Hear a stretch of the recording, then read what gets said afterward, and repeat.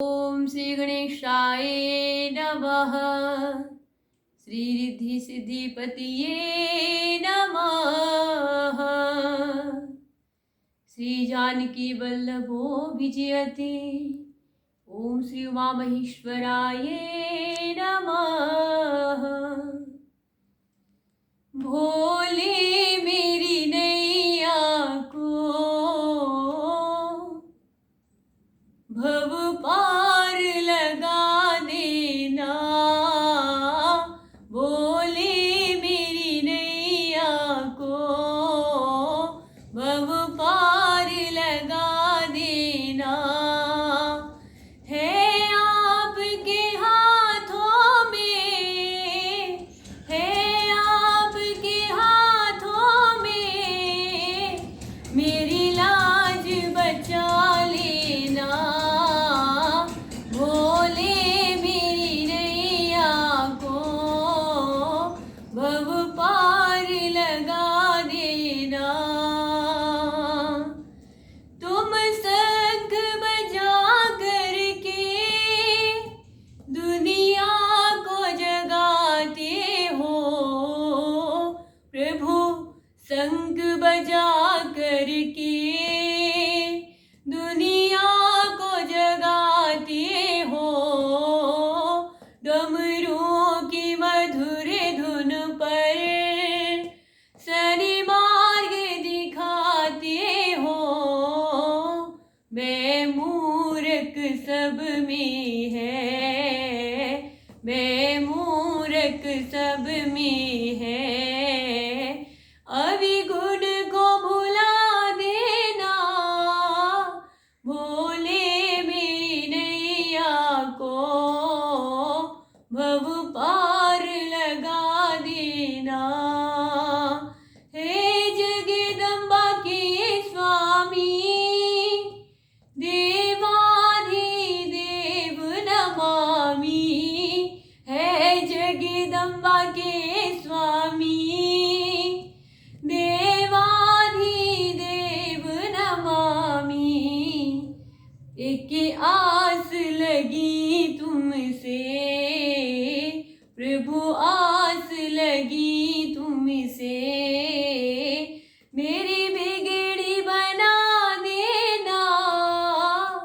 भोले मेरी नैया को भव पार लगा देना।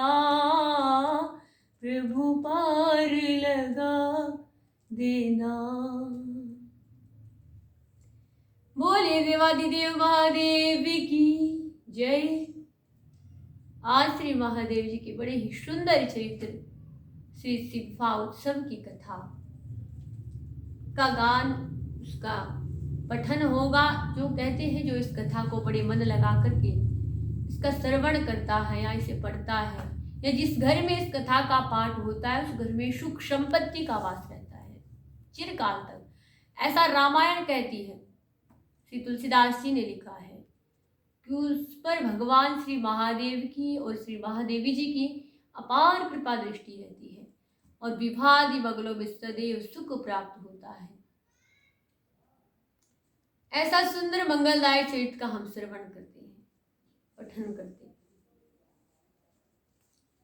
मां सती जी ने जब देह का त्याग किया तो प्रभु जी से एक ही वरदान मांगा। मां की जब मां ने अपने इस देह का, दक्ष से उत्पन्न देह का त्याग किया तो मां के मन में केवल एक ही लालसा थी। और कहते हैं मरते समय मनुष्य का मन सबसे अधिक जिस वस्तु में होगा उसका अगला जन्म उसी के अनुरूप होता है। एक बड़ा ही सुंदर प्रसंग भी है भागवत जी में। जड़त भरत नाम के एक बड़े ही ऋषि हैं जिनका ध्यान एक बार स्नान करने के लिए गए। वहां एक बरकी का नन्हा सा बच्चा देखा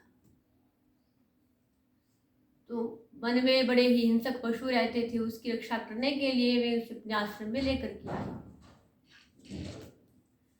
बरगी के बच्चे की देख रेख करने लगे, बड़ा ही सेवा करते, उसकी चारा आदि डालते, बड़ा ध्यान रखने लगे। जैसे ही बच्चा बड़ा होता रहा तो जड़भरत जी का जो मोह है उसके प्रति बढ़ता रहा। अब तक तो जड़भरत जी 3 काल तक संध्या करते थे, लेकिन एक समय ऐसा आया कि अब केवल 2 समय संध्या करने लगे, और जब ममता और बढ़ने लगी तब केवल एक ही समय संध्या करने लगे। उनका चित्त हर समय उस मुर्गी के छोटे से बच्चे में पड़ा रहता। आंखों के सामने दिखाई नहीं देते, उधर उधर देखने लगते। एक समय हुआ क्या, जड़भरत जी कई बार गए थे, और जो बच्चा था मुर्गी का आश्रम में था। जैसे जड़भरत जी वापस आए और बच्चे को न पाया तो इधर उधर देखने लगे। बड़ा ही देखा, जंगल में इधर उधर भटके, लेकिन कहीं मुर्गी का बच्चा दिखाई नहीं दिया। अब तो शोकाकुल होकर के रोने लग गए जड़भरत जी, और उसके वियोग में इतना मोह जड़भरत जी का बढ़ चुका था कि उसके वियोग में उन्होंने अपने शरीर का त्याग कर दिया। और कहते हैं अगला जन्म जड़भरत जी का मृगी के रूप में हुआ, मृग के रूप में हुआ। तो ऐसी जैसा भी भाव मन में लेकर के मनुष्य मरण समय, जैसा भाव मनुष्य के मन में जिसके प्रति मोह होता है, जिस वस्तु में सबसे अधिक उसका ध्यान रहता है, उस समय तो अगला जन्म उसी के अनुरूप होता है। अब माँ सती के मन में केवल एक ही भाव है, और माँ भगवान श्री महादेव जी से एक ही वरदान मांगती है। क्या? बड़ी ही सुंदर चौपाई है। सती मरत हरि सनिवरु मांगा, जन्म जन्म शिवी पदी अनुरागा। राम सिया राम जय जय राम। माँ सती ने प्रभु जी से एक ही वरदान मांगा देह का त्याग करते समय कि हे प्रभु, मेरा प्रत्येक जन्म में, इस जन्म में नहीं बल्कि प्रभु प्रत्येक जन्म में केवल आप ही के चरणों में मेरा प्रेम रहे, आपकी ही अर्धांगिनी बनकर के मैं रहूं। और ऐसा तभी संभव है, मरण समय प्रभु कब याद आते हैं? ऐसा तभी संभव है जब मनुष्य अपनी रोज के नित्य कर्म में प्रभु जी का नाम जोड़ ले। तो क्या पता एक क्षण ऐसा आए कि अंतिम क्षण में भी उसके मुख से राम नाम का ही उच्चारण हो, क्योंकि जिसके अभ्यास में नहीं होगा एकदम से अचानक कैसे राम राम जपने लगेगा। तो इसीलिए तो वेदों में, ग्रंथों में, सब में कहा गया है कि अपनी संध्या हर मनुष्य को करनी चाहिए। एक समय भजन, 2 समय बने 2 घड़ी, प्रभु जी का भजन अवश्य करें, क्योंकि क्या पता, किसको पता कि उसी क्षण में आपका एक दिन अंतिम क्षण आ जाए और आपको श्री हरि के चरण कमलों की प्राप्ति हो जाए। तो इसीलिए तो यह वेदों में विधान बताया गया है कि मनुष्य को त्रिकाल संध्या करनी चाहिए। त्रिकाल में बने तो 2 काल तो अवश्य ही, सुबह शाम सबको संध्या करनी चाहिए। लिंग पुराण में लिखा भी है कि जो 2 समय संध्या नहीं करता वह मनुष्य अगले जन्म में कुत्ता बनता है। उसका जन्म कैसा होता है? कुत्ते का जन्म, ऐसा लिंग पुराण में लिखा है। तो 2 समय संध्या तो हर मनुष्य को करनी ही करनी चाहिए। तो माँ सती जी ने वरदान मांगा प्रभु जी से कि आपके चरणों में मेरा प्रेम रहे। भला माँ सती तो हर समय श्री महादेव जी के चरणों में ही अपने मन को रमाए रखती है, इसलिए उनके अंतिम क्षण में भी यही धारणा रही कि हे प्रभु जी, जन्म जन्म शिवी पदी अनुरागा, केवल आपके चरणों में मेरा प्रेम रहे। तो इसी कारण क्या हुआ, माँ भवानी का जन्म कहाँ हुआ? ते ही कारण ही में गिरी गर जाई, जन्म पार्वती तनु पाई। इसी कारण भगवान जी का जन्म हिमवान जी क्या हुआ? हिमवान जी कौन है? पर्वतों के राजा है। पहले माँ पार्वती जी किसकी कन्या थी? दक्ष की कन्या। दक्ष का क्या अर्थ होता है? चंचलता। अर्थात जो मनुष्य चंचल रहेगा उस पर प्रभु का भजन हो ही नहीं सकता, प्रभु जी की प्राप्ति उसे हो ही नहीं सकती। तो माँ भवानी को भी, साधारण मनुष्य की तो बात ही क्या, माँ सती को भी अपने शरीर का त्याग करना पड़ा, उस चंचल देह का त्याग करना पड़ा। और कैसा शरीर माँ को धारण करना पड़ा? पार्वती तनो पाई। पर्वत की कन्या मां भवानी हुई, अर्थात पर्वत के समान अड़िग होकर के, अटल होकर के भवानी जी ने तपस्या प्रारंभ की। तो ऐसा जन्म मां ने ग्रहण किया। प्रभु जी की साधना अगर करनी है तो अटल बनना ही पड़ेगा, उनमें अपना दृढ़ विश्वास रखना ही होगा, तभी प्रभु जी के चरणों की प्राप्ति संभव है। और हिमवान जी कौन है? पर्वतों के राजा, जिनका मां भवानी के चरणों में, दुर्गा मैया के चरणों में बड़ा ध्यान है। दोनों पति पत्नी हिमवान मैना बड़े ही प्रेम से रहते हैं। कोई संतान नहीं है, माँ दुर्गा के सामने आए, स्तुति करनी प्रारंभ कर दी। माँ जगदम्बा नवरात्रि के व्रत से बड़ी प्रसन्न हुई और माँ ने माँ मैना को दर्शन दिया और कहा कि हे मैना, हम शीघ्र तुम्हारे यहाँ पुत्री रूप में अवतार ग्रहण करेंगे। हिमवान जी के नगर में बड़ा ही मंगल शुभ शकुन होने लगा जब माँ भवानी का जन्म हुआ। कहते हैं कि अगर बेटा किसी घर में जन्म ले तो वो केवल भाग्य से लेता है, एक भाग्य से, और बेटी किसी घर में जन्म ले तो वही सौभाग्य से किसी पुत्री का जन्म होता है। अर्थात एक भाग्य से नहीं बल्कि सौ भाग्य जब व्यक्ति के जुड़ जाते हैं, पुण्य कर्म के जुड़ जाते हैं, तब जाकर के किसी घर में पुत्री का, कन्या का जन्म होता है। तो भवानी जी का जब से हिमवान के यहाँ जन्म हुआ है तब से अनेकों प्रकार के मंगल बधाई बज रहे हैं। पूरे देवलोक में आनंद छाया हुआ है। सब जानते हैं कि भवानी जी जन्मी है। और नारद जी को समाचार मिले, नारद जी का भगवान श्री महादेव जी के चरण कमलों में बड़ा स्नेह है। जैसे सुना कि उनकी आदि शक्ति का अवतरण हुआ है तो नारद जी कहाँ पहुंच गए? नारद समाचार सब पाए, नारद समाचार सब पाए, कौतुक ही गिर गे सिधाए। जैसे नारद जी को समाचार मिला, नारद जी तुरंत हिमवान जी के आए। हिमवान जी ने बड़ा आदर सत्कार किया, कहा कि आज मेरा जीवन सुजीवन हुआ है। आप जैसे संत के चरण मेरे घर में पड़े हैं। उनके चरणों को धोया और चरणोदक को सारे घर में छिड़कवा दिया। कहते हैं कि किसी पुण्यात्मा के चरण अगर घर में पड़ जाए तो उस घर की नकारात्मक ऊर्जा स्वयं नष्ट हो जाती है।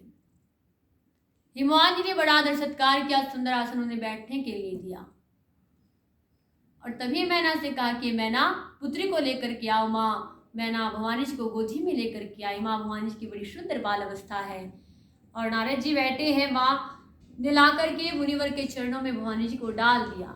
हिमवान जी ने कहा, मुनिवर जी आप तो तीनों कालों की जानने की क्षमता रखते हैं, भूत भविष्य वर्तमान सबकी जानते हैं, अरे मेरी कन्या के भविष्य के विषय में कही। अब नारद जी मन ही मन मुस्कुराए और वहाँ देव जी का नाम लिया और क्या करना प्रारंभ कर दिया कि सुनिए राजन भेद तुम्हें बतलाते हैं। सारा भेद मुनिवर के राजन अर्थात हिमवान जी के सामने प्रकट किया। सुनिए राजन भेद तुम्हें बतलाते हैं, ये नन्ही सी जान गुणों की खान भेद दर्शाते हैं। सुनिए राजन भेद तुम्हें बतलाते हैं, सुनिए राजन भेद तुम्हें बतलाते हैं। कोई कहे उमा और कोई माँ भवानी, नाम इसके होंगे दुर्गे माँ भवानी, अम्बे माँ भवानी।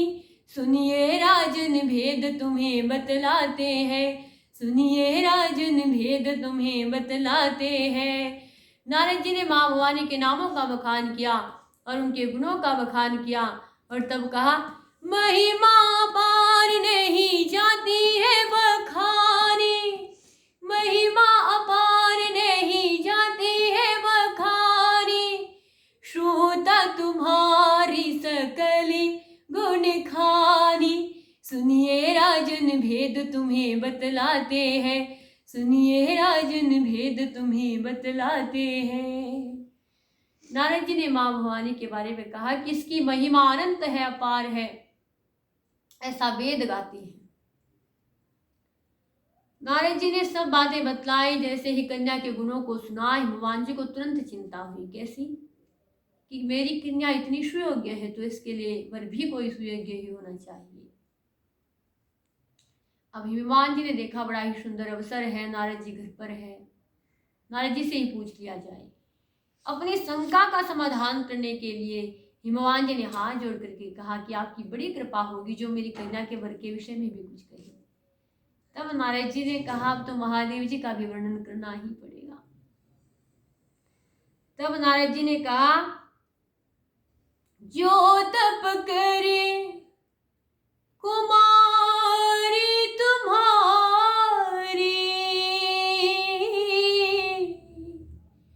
शोभरु मिल ही समुद्र पुरारी। नारद जी ने कहा यदि तुम्हारी कन्या तप करे तो महादेव जी की प्राप्ति होगी।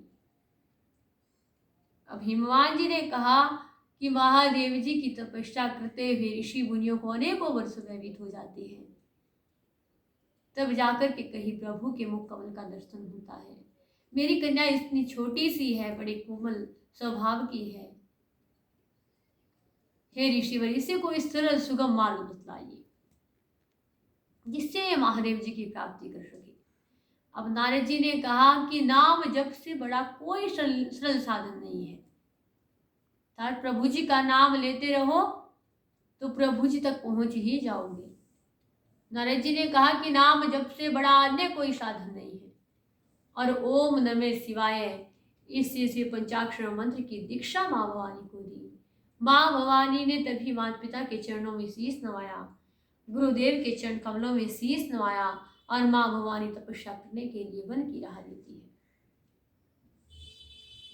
माँ भवानी हर समय केवल और केवल श्री महादेव जी के चरण कमलों का ध्यान करती है और ओम नमः शिवाय इस पंचाक्षर मंत्र का जप करती है। आए हम सभी भी श्री महादेव जी के पंचाक्षर मंत्र का जप करें। नमः शिवाय ओम नमः शिवाय, नमः शिवाय ओम नमः शिवाय, नमः शिवाय ओम नमः शिवाय, नमः शिवाय ओम नमः शिवाय, नमः शिवाय ओम नमः शिवाय, नमः शिवाय ओम नमः शिवाय, नमः शिवाय ओम नमः शिवाय, नमः शिवाय ओम नमः शिवाय, नमः शिवाय ओम नमः शिवाय, नमः शिवाय ओम नमः शिवाय। नमः शिवाय का जप करते करते माँ भवानी ने कुछ दिनों तक बेल पत्तों को ग्रहण किया और कुछ दिनों तक हवा को ग्रहण करके माँ तप करती रही। और एक समय ऐसा आया कि केवल हर समय माँ भवानी नमः शिवाय ओम नमः शिवाय, नमः शिवाय ओम नमः शिवाय, नमः शिवाय ओम नमः शिवाय, नमः शिवाय ओम नमः शिवाय। आज माँ भवानी ने क्या किया, सूखे पत्ते तक का जो माँ तक आहार के रूप में ग्रहण करती थी उनको भी त्याग दिया। तभी पार्वती जी का नाम हुआ अपर्णा। बोलिए श्री अपर्णा मात की जय। अर्थात तपस्या के समय पत्तों का भी भक्षण न करने वाली ऐसी भैया अपर्णा महादेव जी की प्राप्ति के लिए माँ ने सब कुछ छोड़ दिया। केवल मन में एक ही नाम है, ओम नमः शिवाय। ऐसा सुंदर वह स्थान होगा जहाँ और प्रकाश ही प्रकाश फैल रहा है। जैसे ही भगवान महादेव जी के कानों में अपर्णा नाम की जयकार गूंजी तो महादेव जी ने नेत्र खोले और आज भवानी जी को क्या कहा, बड़ा ही सुंदर वरदान दिया कि हे शैल से हम शीघ्र आकर के तुम्हारा वर्ण करेंगे। जैसे सुना भवानी जी बड़ी प्रसन्न हुई और सखियों के मध्य आकर के माँ ने क्या कहा कि मैंने बांध लिया हो, मैंने बांध लिया, मैंने बांध लिया प्रेम वाला कंगना, आओ आओ हरि आओ मेरे अंगना, आओ आओ हरि आओ मेरे अंगना। मैंने बांध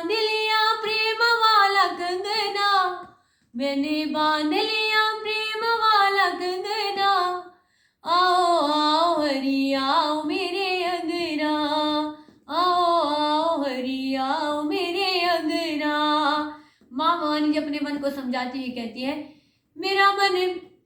मेरा मन पाप करना तो छोड़ दे, तेरा मेरा नाता जोड़े तो ऐसा भर दे, तेरा मेरा नाता जोड़े तो ऐसा भर दे, यही मांग मेरी हो यही मांग मेरी, यही मांग मेरी और कोई वरना, आओ आओ हरि आओ मेरे अंगना, आओ आओ हरि आओ मेरे अंगना।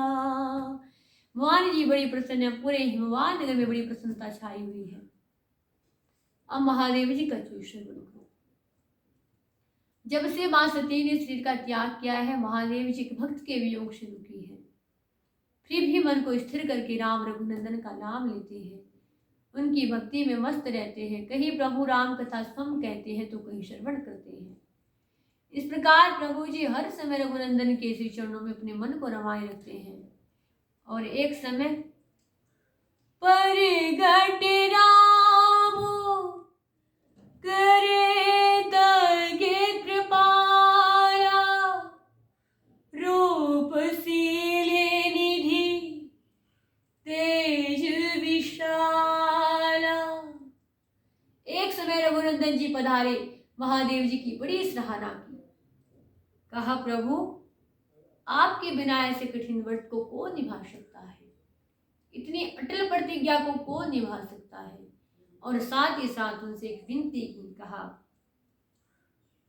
अब विनती मम सुनाओ शिव, जो मों पर निज नीहूं, जाई विवाहु सैल जाही, ये मोहि मांगी देहूं। भगवान जी ने कहा, श्री रामचंद्र जी ने कहा कि प्रभु यदि आप मुझ पर स्नेह रखते हैं तो मेरी एक विनती स्वीकार कर लीजिए। अब आप पार्वती के साथ जाकर के विवाह कर लीजिए। भगवान श्री महादेव ने बड़ी ही सुंदर बात कही। कहा प्रभु ओ तुम सब भांति परम हितकारी, आज्ञा सिर पर नाथ तुम्हारी, राम सिया राम जय जय राम, राम सिया राम जय जय राम। मातु पिता गुरु प्रभु के वाणी, बिनहि विचारी करहि सो बिजानी, राम सिया राम जय जय राम, राम सिया राम जय जय राम। भगवान महादेव ने कहा प्रभु आप तो सब प्रकार से मेरे हितैषी हैं, आपकी आज्ञा का सदैव पालन होगा। और वैसे भी गुरु पिता और स्वामी की वाणी को बिना ही किसी तर्क वितर्क के मान लेनी चाहिए, ताकि शुभ समझ करके उनकी आज्ञा का पालन करना चाहिए। ऐसा श्री महादेव जी कहते हैं। जैसे सुना भगवान श्री रामचंद्र जी बड़े प्रसन्न हुए और अंतर ध्यान भय असभासी, शंकर सोई मूर्ति उर राखी। राम रघुनंदन जी अंतर ध्यान में भगवान महादेव ने उनकी वह छवि अपने हृदयासन में विराजमान की और प्रभु जी का ध्यान किया। तुरंत ही महादेव जी ने सप्तऋषियों को बुलाया। सप्तऋषि प्रभु के चरण कमलों में आए, प्रणाम किया, महादेव जी से कहा प्रभु क्या आज्ञा है। श्री महादेव जी ने कहा कि तुम्हें पार्वती जी की परीक्षा लेकर के आनी है। सप्तऋषि कहने लगे प्रभु माँ दुर्गे की? हाँ, तुम्हें भवानी जी की परीक्षा लेकर के आनी है। जैसे जैसे श्री महादेव जी ने समझाया है, सप्तऋषि जाकर के पहले तो भवानी जी को मन ही मन प्रणाम करते हैं, फिर उनसे पूछते हैं कि तुम किसकी कन्या हो, क्या तुम चाहती हो, सब भेद कहो। माँ भवानी ने कहा कि हे मुनियो, मैं हिमवान जी की कन्या हूँ महा, और मैं जानती हूँ कि आप इसे मेरी बुद्धिमता नहीं बल्कि मेरा विवेक कहेंगे। मैं भगवान श्री महादेव जी को अपना पति बनाना चाहती हूँ। माँ भवानी कहती है देख ही मुनि विवेक हमारा, ही सदा शिवे ही भरतारा राम सिया राम जय जय राम। माँ भवानी कहती है मैं श्री महादेव जी को अपना पति बनाना चाहती हूँ। जैसे ही सुना सब ऋषि बड़े जोर से हंसने लगे। कहा कि तुम्हारी अभी छोटी अवस्था है। माँ भवानी को अनेक प्रकार के प्रलोभन दिए कि श्री विष्णु जी के साथ तुम्हारा विवाह करा देंगे, लेकिन माँ भवानी कहती है कि हमारा मन श्री महादेव जी में रम गया है और अब तो हम श्री नारायण जी के वचनों को नहीं त्यागेंगे। आप क्या श्री महादेव भी शोषो बाला करके कहे तो भी गुरुदेव के वचनों को नहीं त्यागेंगे। और एक जन्म की तो बात क्या, बल्कि जन्म कोटि लगी रगरी हमारी वरहु शंभुनत रही कुंवारी राम सिया राम जय जय राम। माँ भवानी कहती है एक जन्म की तो बात क्या, बल्कि अगर हमें करोड़ों जन्म भी लेने पड़े तो भी महादेव जी को वरेंगे, अन्यथा कुंवारी रहेंगे। आप हमारे विवाह की चिंता तो छोड़ ही दीजिए। अगर आपको विवाह कराने का इतना ही शौक है तो जगत में अनेकों नारी नर नारियां हैं, उनकी विवाह करा लीजिए।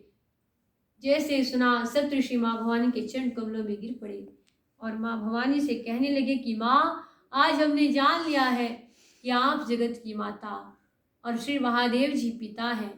इससे बड़ा अटल सत्य कोई हो ही नहीं सकता। बोलिए श्री माता पिता श्री उमा महेश्वर की जय। सप्तऋषि माँ भवानी को प्रणाम करते हैं महादेव जी के चरण कमलों में आए, पार्वती जी का प्रेम कहा। महादेव जी बड़े प्रसन्न हुए, रघुनंदन का ध्यान करने लगे। और तभी इधर देवता लोग बड़े भयभीत है क्योंकि तारकासुर नाम का दैत्य पैदा हुआ है। सब कोई उपाय नहीं सूझा, सब बड़े ही घबरा करके ब्रह्मदेव के चरणों में आए। ब्रह्मदेव जी ने कहा कि श्री महादेव जी के पुत्र की हाथ उसका वध होगा, उपाय करो। सबने सलह विचारी और कामदेव को भगवान महादेव की समाधि भंगने के लिए भेज दिया। कामदेव ने अनेकों प्रकार के माया जाल फैलाए, लेकिन श्री काम कलाक छो महेश न व्यापी, भगवान श्री महादेव पर काम की कला का कोई असर नहीं हुआ। और श्री महादेव जी तब कामदेव ने हार थक करके 5 बाण छोड़े जो भगवान श्री महादेव जी के हृदय में लगे। और भगवान महादेव जी का आज कौन सा नेत्र खुला? तीसरा नेत्र, जो ज्ञान का स्वरूप है। अर्थात सब प्रकार के विकार केवल किसके द्वारा मरते हैं? ज्ञान चक्षु के द्वारा मरते हैं। आज भगवान महादेव जी के तीसरे नेत्र के प्रभाव से अर्थात ज्ञान के प्रभाव से कामदेव स्तन भर में जल करके भस्म हुआ। जो कामदेव जगत में बड़ा हाहाकार मच गया। रति रोती चिल्लाती श्री महादेव जी के, जो काम की स्त्री है, कामदेव की स्त्री है रति, रोती चिल्लाती महादेव जी के चरण कमलों में गिर पड़ी।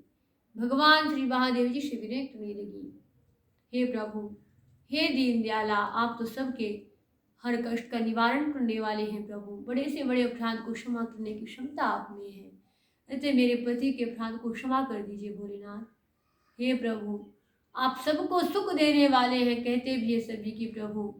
मिलता है सच्चा सुख केवल शिव जी तुम्हारे चरणों में। हे प्रभु, ऐसा कौन है जिसे आपके चरणों में आकर के सुख की प्राप्ति न हुई हो। हे प्रभु, मुझ दुखिया के दुख को भी दूर कर दीजिए। भगवान महादेव ने जब ऐसा अबला स्त्री को रोते हुए देखा तो रति पर बड़ी कृपा की। रति बड़ी प्रसन्न है, महादेव की जय जयकार करती हुई चली जा रही है। अब रति को कोई और नहीं दिख रहा है। रति क्या कहती है? ओम नमः शिवाय, नमः शिवाय, ओम नमः शिवाय, नमः शिवाय, ओम नमः शिवाय। देवताओं ने देखा, सोच में पड़ गए कि कामदेव भस्म हुआ और रति भगवान महादेव जी का बड़ी प्रसन्नता से गुणगान कर रही है। लगता है महादेव जी की कृपा हो गई है। महादेव जी आज वरदानी स्वरूप में है। सब देवताओं ने देखा, बड़ा ही सुंदर अवसर है, महादेव जी प्रसन्न मुख है, वरदानी स्वरूप में है। सब भगवान महादेव जी की जय जयकार करते हुए, उनकी स्तुति का गान करते हुए आज देवता लोगों को यह भी भान नहीं है कि सब अपने मन के अनुसार प्रभु जी की स्तुति करने लगे। पृथक पृथक मन कीन प्रशंसा। सब अपने मन के अनुरूप, आज कोई एक स्वर में नहीं, बल्कि जिसके मन में जैसी श्रद्धा है उसी के अनुसार प्रभु जी का नाम ले रही है।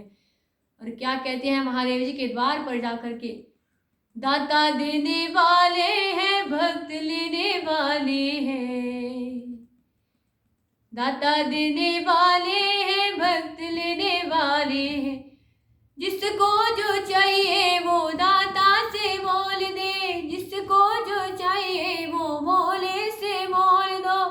आज खाली हाथ नहीं जाना, जोर से ताली बजाना, बजाना जरा जोर से ताली बजाना।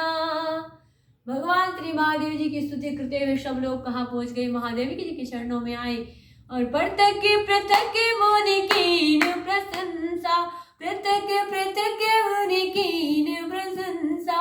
भय परिषद चंद्रिय वितंसा, भय परिषद चंद्रिय वितंसा।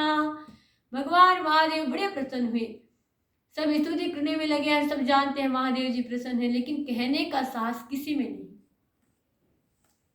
कि कैसे प्रभु जी से अपनी बात कहे। तब भगवान महादेव ने कहा कि मेरे द्वार पर, भगवान श्री महादेव सोचने लगे कि मेरे द्वार पर आकर के इतना संकोच। तब प्रभु जी ने कहा, बोले कृपा सिंधु वृष के तो, बोले कृपा सिंधु वृष के तो, कही अमर आए के ही हेतु, कही अमर आए के ही हेतु। भगवान महादेव ने कहा, निर्भय होकर के कहो किस कारण यहाँ पधारना हुआ है।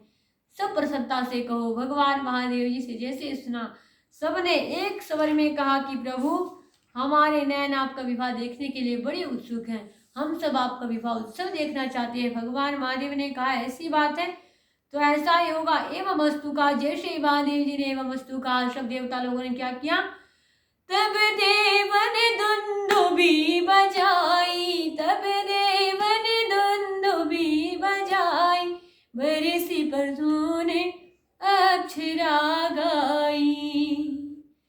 देवता लोगों ने दुंदुभी बजानी प्रारंभ कर दी। बोलिए देवताओं के स्वामी की जय हो, जय हो, जय हो। पूरे ब्रह्मांड में यही जय जयकार गूंज रहा है कि महादेव महादेवी जी का विवाह है। सप्तऋषियों को बुलाया, लग्न पत्रिका लिखवा करके दी। सप्तऋषियों ने जा करके लग्न पत्रिका हिमवान जी को दी। हिमवान जी ने वह लग्न पत्रिका सप्तऋषियों को प्रदान की। सप्तऋषियों ने वह लग्न पत्रिका ब्रह्मा जी को दी और